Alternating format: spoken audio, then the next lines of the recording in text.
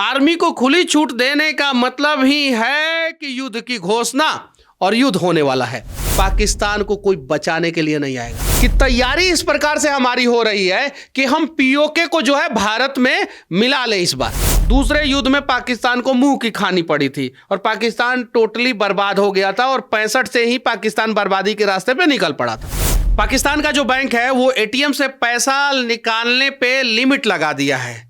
रात भर एटीएम के सामने लोग खड़े हैं और एटीएम में पैसा नहीं है। यहां तक कि पाकिस्तान में जो 10% लोगों के पास पैसा है, जो सक्षम है, उन लोगों के पास पासपोर्ट है और वो सारे के सारे लोग जो है विदेश भागने की तैयारी कर रहे हैं। यानी मॉक ड्रिल का सायरन बजेगा भारत में और फटेगा पाकिस्तान का। अब क्या क्या फटेगा वो बताने की जरूरत नहीं। इस युद्ध में जो है पूरी तरीके से पाकिस्तान जो है बर्बाद होने वाला है, पूरी तरीके से ब्लैकआउट हो जाएगा।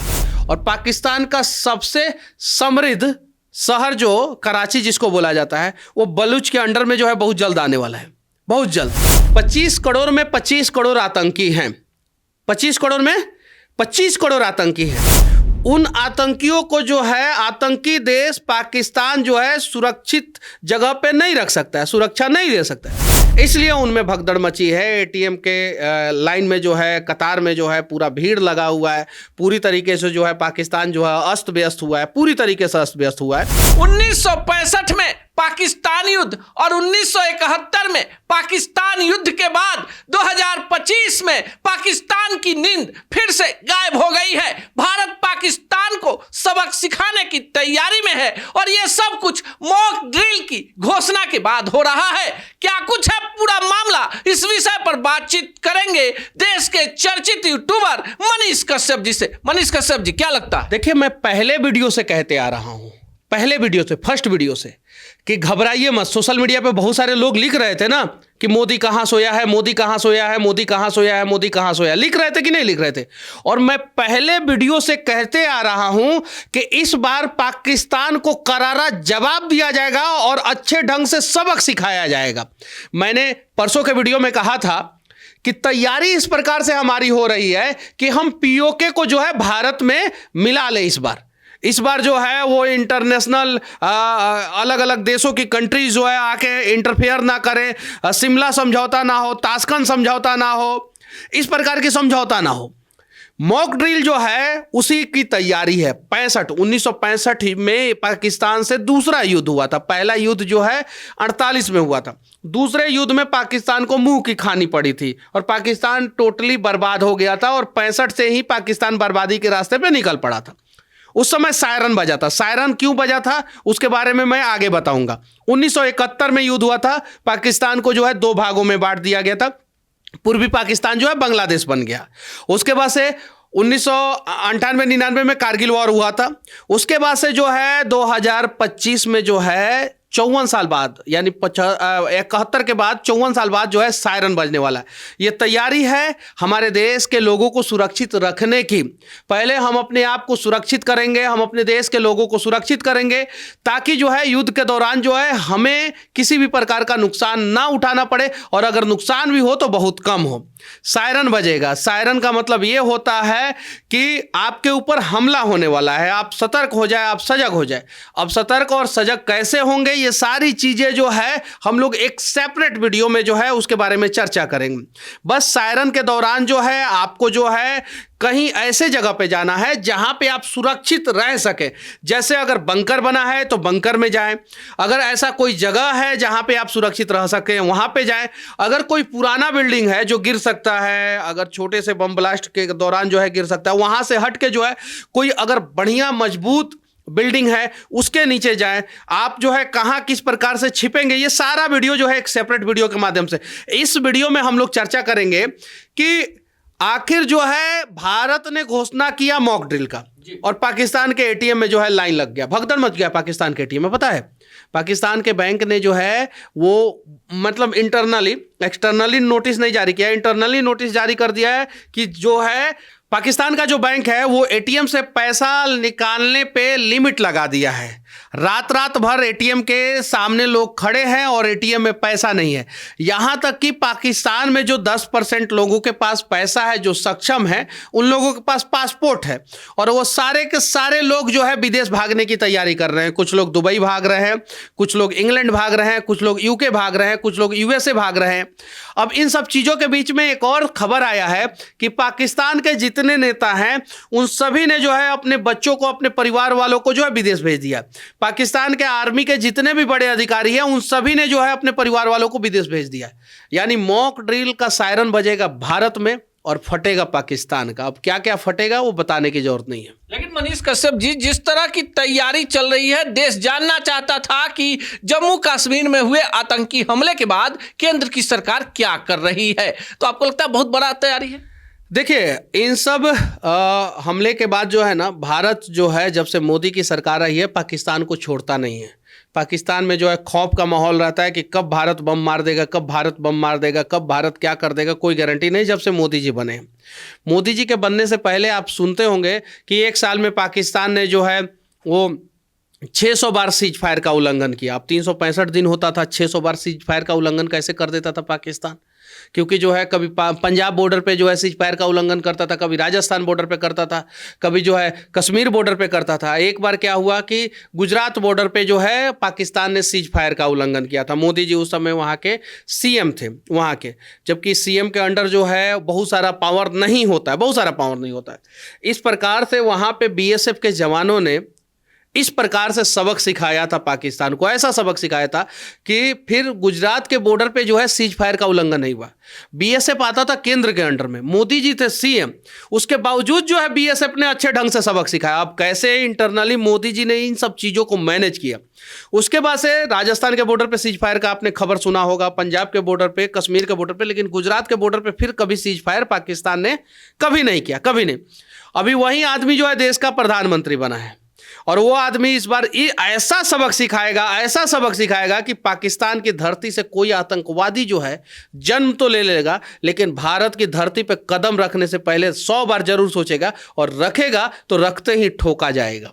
और भारतीय सेना से पहले पाकिस्तानी आर्मी ही जो है उन आतंकवादियों को ठोक देगा, डर के मारे कि कहीं ये आतंकवादी भारत में घुसे तो भारत जो है पाकिस्तान का फाड़ के रख देगा। लेकिन इसी बीच खबर आई कि मोदी जी ने अपने जो कोर कमेटी है उसकी बैठक की, राष्ट्रीय सुरक्षा सलाहकार परिषद की, और उसके बाद एक खबर आई कि सेना को खुली छूट। तो क्या भारत में अब तक सेना को खुली छूट नहीं थी? देखिए, सेना को खुली छूट जो है 2014 से थी और सेना को खुली छूट जो है एक बार जो है इंदिरा गांधी जो है 71 का युद्ध हुआ था उस समय भी सेना को खुली छूट थी। हालांकि युद्ध के दौरान सेना को खुली छूट ही रहती है, ये बात सही है।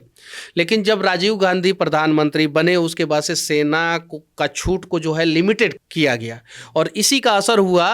राजीव गांधी प्रधानमंत्री बने 1984 में और 90, 91, 92 में किस प्रकार से कश्मीरियों के साथ जो है, कश्मीरी पंडितों के साथ जो है वो कश्मीर में नरसंहार हुआ, वो बताने की जरूरत नहीं है, क्योंकि सेना के छूट को जो है वो ख़त्म कर दिया गया, सेना का हाथ बांधना शुरू कर दिया गया। और ये सेना का हाथ बांधना शुरू राजीव गांधी के सरकार में हुआ। इसीलिए जो है हमारा सेना जो है वो श्रीलंका में भी गया था राजीव गांधी के समय में, जब प्रभाकरन जो है वहाँ पे जो है लिट्टे का स्थापना करके जो है तमिलियंस और इसके खिलाफ जो है युद्ध हो रहा था, श्रीलंकाई के खिलाफ युद्ध हो रहा था, तो इन्होंने भारत के सेना को जो है भारत के लोगों के खिलाफ ही लड़ने के लिए भेज दिया था, तमिलियंस के खिलाफ ही लड़ने के लिए भेज दिया था। वहाँ पे बुरी तरीके से जो है नुकसान हुआ, बुरी तरीके से। हम ये तो नहीं कहेंगे कि सेना की हार हुई, लेकिन बुरी तरीके से नुकसान हुआ। उसके बाद से उसी का प्रभाव देखने को मिला कि तमिलियंस जो है नाराज हुआ और उसके बाद से राजीव गांधी के साथ क्या हुआ। हालांकि मैं इसको कंडेम्ड करता हूँ, मैं जानता हूँ कि राजीव गांधी के साथ जो हुआ वो गलत हुआ, वैसा नहीं होना चाहिए, एकदम बिल्कुल नहीं होना चाहिए। लेकिन वहाँ से एक पटकथा रची गई और उसके बाद से जो है कश्मीर में क्या हुआ आप सभी को पता है। अब सेना को खुली छूट जो है 2014 में दिया गया कि भारत के अंदर अगर कोई इस प्रकार की कोई भी एक्टिविटीज हो तो आप जो है खुली छूट है, आप प्लेट गन का इस्तेमाल नहीं करेंगे, रबर बुलेट का इस्तेमाल नहीं करेंगे, पूरी छूट है। अगर आतंकवादी दिखे, दंगाई दिखे, पत्थरबाजी दिखे, सीधे गोली मार दीजिए। बॉर्डर पे सेना नहीं रहता है, आप इस चीज़ को समझिए। बॉर्डर पे जो है पैरामिलिट्री फोर्सेस रहते हैं। कौन रहते हैं? Paramilitary forces.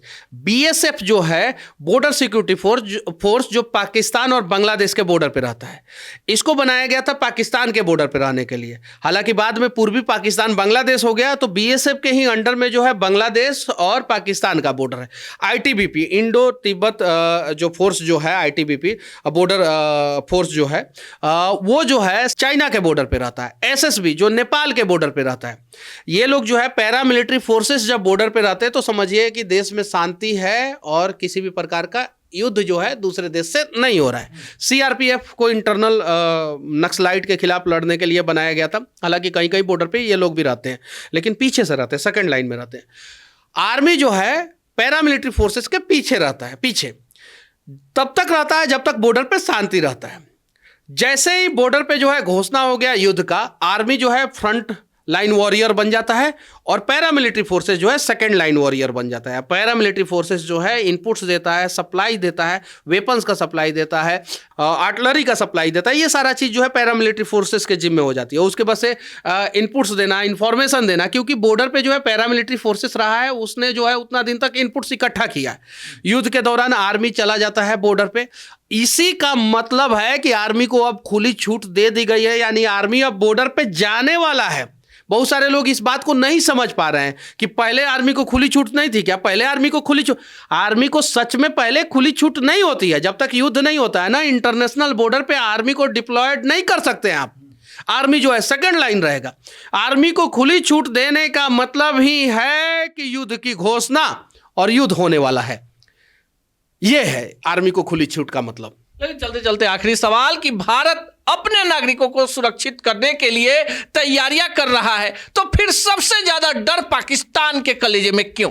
क्योंकि पाकिस्तान अपने नागरिकों को सुरक्षित नहीं रख सकता है। पाकिस्तान भूखा नंगा भिखमंगा देश है। वहाँ पे जो है 25 करोड़ जनसंख्या है 2025 के जनगणना के अनुसार। हालांकि उसका जनगणना पहले हुआ है, लेकिन जो एक्सपेक्टेशन होता है उस अनुसार जो है पाकिस्तान की जनसंख्या 25 करोड़ है वर्तमान समय में। 25 करोड़ में 25 करोड़ आतंकी हैं। 25 करोड़ में 25 करोड़ आतंकी हैं। उन आतंकियों को जो है आतंकी देश पाकिस्तान जो है सुरक्षित जगह पे नहीं रख सकता है, सुरक्षा नहीं दे सकता है। इसलिए उनमें भगदड़ मची है। एटीएम के लाइन में जो है, कतार में जो है पूरा भीड़ लगा हुआ है। पूरी तरीके से जो है पाकिस्तान जो है अस्त व्यस्त हुआ है, पूरी तरीके से अस्त व्यस्त हुआ है।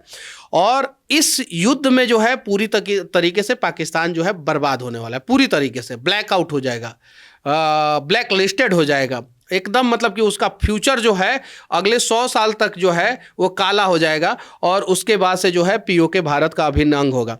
और जो लोग कहते हैं मोदी पे कभी शक मत कीजिएगा, क्योंकि आपने देखा बलूचिस्तान में जो कुछ हो रहा है, जो कुछ हो रहा है उसके पीछे किसका हाथ है बताने की ज़रूरत नहीं है, किसका हाथ है। और बलूच जो है कैसे जो है पाकिस्तानी आर्मी को जो है वो सबक सिखा रहे हैं। और बलूचिस्तान का जो हिस्सा है, पूरे पाकिस्तान का 25% हिस्सा बलूचिस्तान का है, 25% हिस्सा।